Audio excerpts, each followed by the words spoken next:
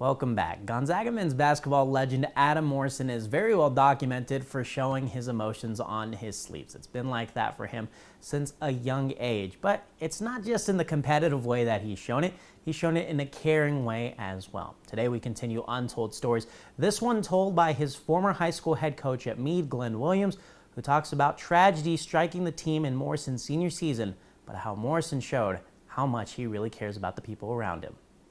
My assistant coach during that senior year for Adam tragically lost his grandson. And he was just a newborn, hardly maybe a couple months old. And so he couldn't accompany us to the state tournament.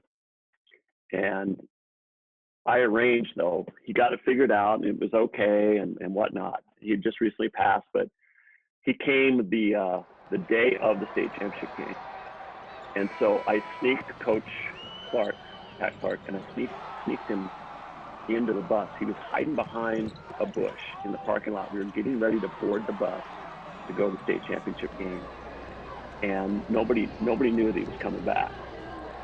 And so I set it up, and then I said, we think about Coach Clark in times like that. And I said, I think we should just take him with us to the game.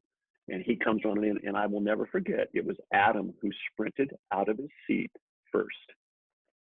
It was obviously in the back of the bus, and he was the one running down the aisle to give Coach Clark a hug. Now, the rest of his teammates were too, but I always remember that.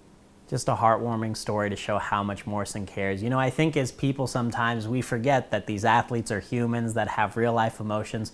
So it's nice to hear stories like this to kind of humanize them and tell us a little more about the athletes from our area. That's all for sports.